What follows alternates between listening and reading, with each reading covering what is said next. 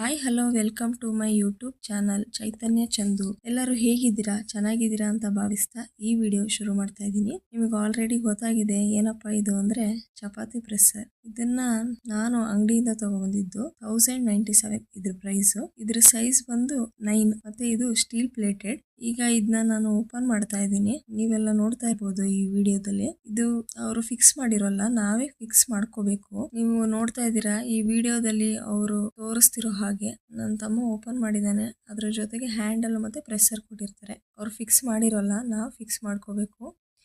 ಅದಕ್ಕೆ ಒಂದು ಬೋಲ್ಟ್ ಮತ್ತೆ ಒಂದು ಸ್ಕ್ರೂ ಕೊಟ್ಟಿರ್ತಾರೆ. ಹೇಗೆ ಫಿಕ್ಸ್ ಮಾಡೋದು ಅಂತ ಈ ವಿಡಿಯೋದಲ್ಲಿ ನಾನು ತೋರಿಸ್ತಾ ಇದ್ದೀನಿ. ನೀವೆಲ್ಲರೂ ನೋಡ್ಬೋದು. ನನ್ನ ತಮ್ಮ ಫಿಕ್ಸ್ ಮಾಡ್ತಾ ಇದ್ದಾನೆ.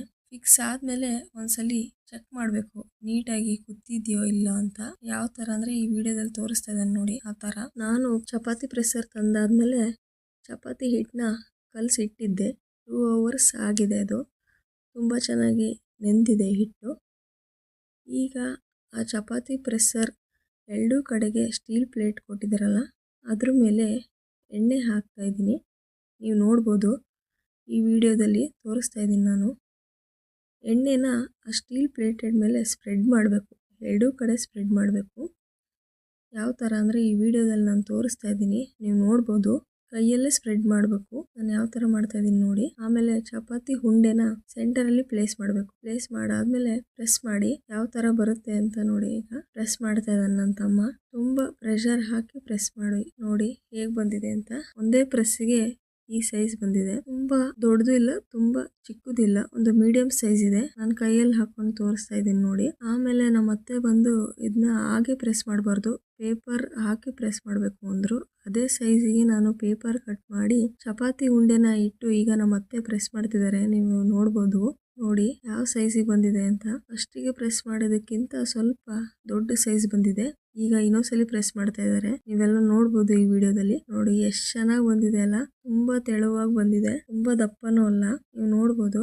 ಈಗ ಹಂಚು ಕಾಯಕ್ಕೆ ಇಟ್ಟಿದ್ದೆ. ಇದು ಮೋಸ್ಟ್ ತುಂಬಾ ಯೂಸ್ಫುಲ್ ಆಗೋದು ಅಂದ್ರೆ ಕೆಲ್ಸಕ್ಕೆ ಹೋಗಿ ಬರೋ ಹೆಣ್ಮಕ್ಳಿಗೆ. ಕೆಲ್ಸದಿಂದ ಬಂದು ಚಪಾತಿ ಮಾಡಕ್ಕಾಗಲ್ಲ, ರೊಟ್ಟಿ ಮಾಡಕ್ಕಾಗಲ್ಲ, ತುಂಬಾ ಸುಸ್ತಾಗಿರ್ತಾರೆ, ನಮಗೆ ಒತ್ತಕ್ಕಾಗಲ್ಲ ಅನ್ನೋರಿಗೆ ತುಂಬಾ ಯೂಸ್ಫುಲ್ ಆಗುತ್ತೆ ಇದು. ನೀವು ನೋಡ್ಬೋದು ಎಷ್ಟು ಚೆನ್ನಾಗಿ ಬಂದಿದೆ ಚಪಾತಿ ಅಂತ. ನಾನು ಇದನ್ನ ಬಂಡೆ ಸಾಮಾನ್ ಅಂಗಡಿ ಅಥವಾ ಪಾತ್ರೆ ಅಂಗಡಿಲಿ ಎಲ್ಲಾ ಅಂಗಡಿಲೂ ಸಿಗುತ್ತೆ, ನೀವು ಕೇಳಿ ತಗೋಬಹುದು. ನಾನು ತಗೋ ಬಂದಾಗ ಚೆನ್ನಾಗಿ ಬರುತ್ತೋ ಇಲ್ವೋ ಅಂತ ತುಂಬಾ ಡೌಟ್ ಅಲ್ಲೇ ತಗೋ ಬಂದೆ. ಒಂದ್ಸಲಿ ಟ್ರೈ ಮಾಡೋಣ, ಚಪಾತಿ ಬರುತ್ತೋ ಇಲ್ಲೋ ಸರಿಯಾಗಿ ಅಂತ. ಇದು ಸೆಕೆಂಡ್ ಟೈಮ್ ಪ್ರೆಸ್ ಮಾಡಿರೋದು ನೋಡಿ. ಫಸ್ಟ್ ಟೈಮ್ ಗಿಂತಾನು ಸೆಕೆಂಡ್ ಟೈಮ್ ಪ್ರೆಸ್ ಮಾಡಿರೋ ಚಪಾತಿ ಅದಕ್ಕಿಂತ ಸ್ವಲ್ಪ ಸೈಜಲ್ಲಿ ದೊಡ್ಡದಿದೆ. ನೀವು ನೋಡ್ತಾ ಇರ್ಬೋದು, ವಿಡಿಯೋದಲ್ಲಿ ತೋರಿಸ್ತಾ ಇದ್ದೀನಿ. ನೀವೆಲ್ಲ ನೋಡ್ತಾ ಇದ್ದೀರಲ್ಲ, ಸೆಕೆಂಡ್ ಟೈಮ್ ಪ್ರೆಸ್ ಮಾಡಿದ್ದು ಚಪಾತಿ. ಫಸ್ಟ್ ಟೈಮ್ಗಿಂತನೂ ಸೆಕೆಂಡ್ ಟೈಮ್ ಒತ್ತಿದ ಚಪಾತಿ ತುಂಬ ಸೈಜಲ್ಲೂ ದೊಡ್ಡದಾಗಿದೆ. ನೀವು ನೋಡ್ಬೋದು ಈ ವಿಡಿಯೋದಲ್ಲಿ. ನಾನು ಅದನ್ನು ಬೇಯಿಸ್ತಾ ಇದ್ದೀನಿ ಹಂಚ ಮೇಲೆ.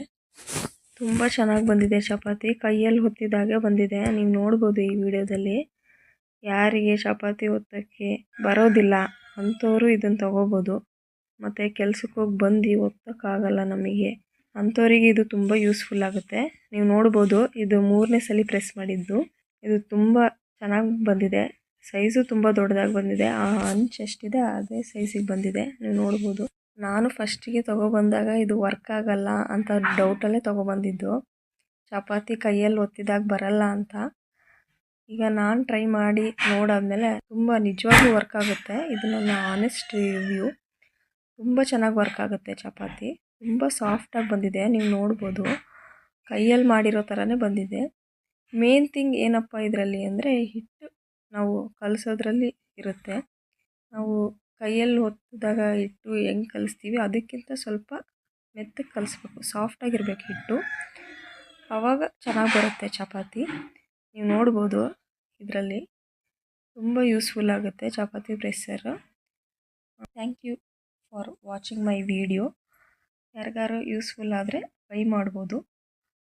Thank you. ಸಬ್ಸ್ಕ್ರೈಬ್ ಮಾಡಿ ನನ್ನ ಚಾನಲ್ನ.